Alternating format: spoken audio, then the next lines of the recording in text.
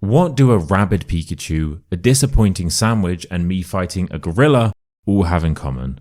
Well, they're all photos from my camera roll, and in today's video we're going to be using these real-life photos to help learn 40 advanced adjectives that will help you to sound more fluent. Hello everyone, my name is Dylan, and in this video I'm going to be helping you improve your everyday vocabulary in a fun and easy way.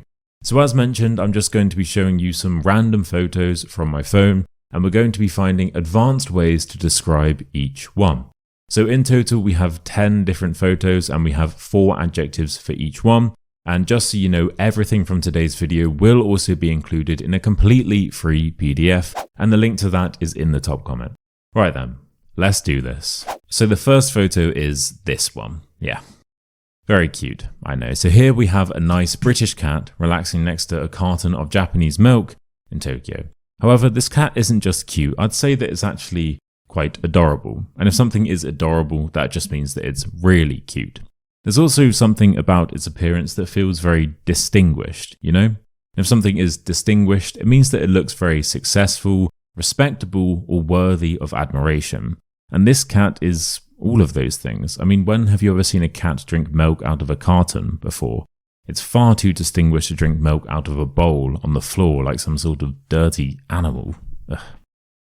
Finally, I think we can all agree that his cute but startled face does have a rather endearing feel to it. So if something is endearing, it just means that it's very likable or lovable. So someone's smile could be endearing. You could have an endearing personality, or you know, a cat can be endearing. And finally, if something looks startled, it just means that it looks very shocked or surprised. And this cat does look quite startled, right? Yeah. Probably just due to the sheer excitement of starring in one of my YouTube videos. So speaking of sheer excitement, we have this photo here.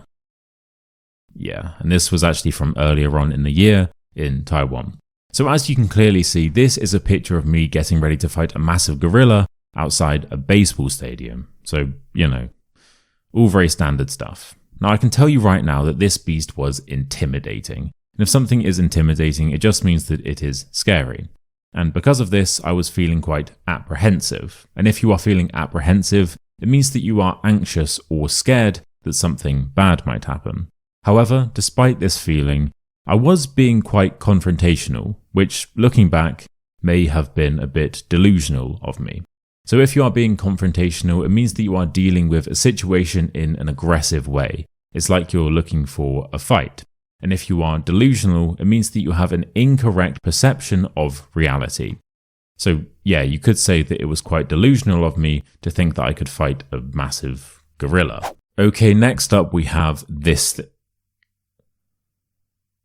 thing.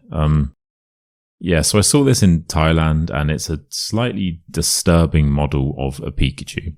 So I think we can all agree that this is unsettling. And if something is unsettling, it means it causes you to become scared or anxious. It's also quite eerie, which means that it's very strange and frightening, kind of like a forest at night. It's definitely bizarre, meaning that it's very weird. And finally, it looks quite menacing. And if something is menacing, it means that it looks like a threat. It looks like it would like to cause trouble in some way. And there's something about this Pikachu's eyes that does feel very menacing, you know? I wonder if it's going to haunt me now because I put it into this video. Ah well. Next photo. Yeah, so this was actually taken shortly after that creepy Pikachu started haunting me. No, this was taken about 2 years ago and it was a thumbnail for one of my old YouTube videos. So as you can see, I do look quite angry, although obviously we're not going to say angry. So let's look at some advanced alternatives instead. So you could say that I look furious, livid, or fuming, and these just all mean that I look very angry. Now, you could also say that I am seething, and you'd be half right. So whilst seething does mean that you are extremely angry, it normally implies that you are keeping it on the inside, which in fairness, I'm not really doing here. So let's say, for example, your boss undermines you in front of the whole office, and you're absolutely furious, you're so angry, but you can't show it because you don't want to get fired, so you have to keep it on the inside. Here, you might be seething. Next up, we have this thing. Yeah, this is a meal that I got in Japan. And by the way, a lot of these photos were from the same trip. Anyway, so I was really hungry, but I didn't have much time. So I just went into the closest cafe and ended up ordering a cup of tea and a sandwich, which I do fully appreciate is the most British thing ever. Anyway, I ate it and it didn't taste very nice, which I do also appreciate is quite British. But yeah, this thing was bland, meaning that it didn't have any flavor. It was a bit of a letdown, meaning that it was disappointing, and, well, it's safe to say that eating this underwhelming sandwich was a truly disheartening experience. Underwhelming also means that something is disappointing, and if something is disheartening, it means it is so bad or so painful that it causes you to lose hope and confidence. Now, it wasn't that bad to be honest, but these are just good words to know. Sorry, sandwich. Now this is more like it. So this scrumptious bowl of ramen contained the most succulent meat you could possibly imagine, leaving behind a mouth-watering scent that made me know it was going to be Moorish. So scrumptious is just a fun, playful way of saying that something is very delicious. Succulent does also mean that it is extremely tasty. However, it does specifically imply that it is juicy. So this is often used to describe meat or fruit. If something is mouth-watering, it means that it looks, smells, or sounds so delicious that it causes your mouth to water. And finally, if something is Moorish, it means it is so pleasant that as soon as you are done consuming it, you instantly want to consume more of it. So this is normally used to talk about food or drink, but other things can be Moorish as well. So, for example, YouTube videos can be Moorish. You could say that, I don't know, my YouTube videos are Moorish. You could say that, right? You could say that, right? Next photo. Oh, that's a cute one, isn't it? Yeah. So this was me feeling a little bit tired in a restaurant and having a nice little snooze. Although, of course, we're not going to say tired, are we? So instead, we might say I was shattered or knackered. And these are just both British slang words for saying that I was tired. Now here, I probably was also feeling quite sluggish as well. And if you are sluggish, it just means that you have no energy and you are feeling quite lazy. So just imagine that we take the sandwich and the ramen from earlier, and then we eat them both at the same time. After that, we are likely to be feeling a little bit sluggish, right? And finally, you could also say that I'm feeling quite mellow here. I look like I'm quite mellow. And if something is mellow, it means that it is relaxed or chilled out. Yeah, I think this was actually taken before the rabid Pikachu put its curse on me. I miss those days. Right, next up we have this thing. And this is a Scottish landmark called the Kelpies. I took this photo about a month ago. And you will notice I do actually have a Biscoff ice cream here as well. That's an important detail. Well, not really, but it was rather scrumptious. Anyway, we can all agree that this sculpture is rather obscure, meaning that it's unusual or strange. It's also quite enigmatic, meaning it's mysterious and hard to understand. The sheer size of this thing is kind of surreal, which means that it's so strange it doesn't even feel real. It's kind of like it's a dream. But nevertheless, these weird horse things are definitely striking. And if something is striking, it means that it catches your attention purely because of how extreme or unusual it is. Okay, get ready for the penultimate photo. And penultimate just means second from last, by the way. And that will be one of the adjectives because I only have 3 for this one. Sorry. Anyway, here it is.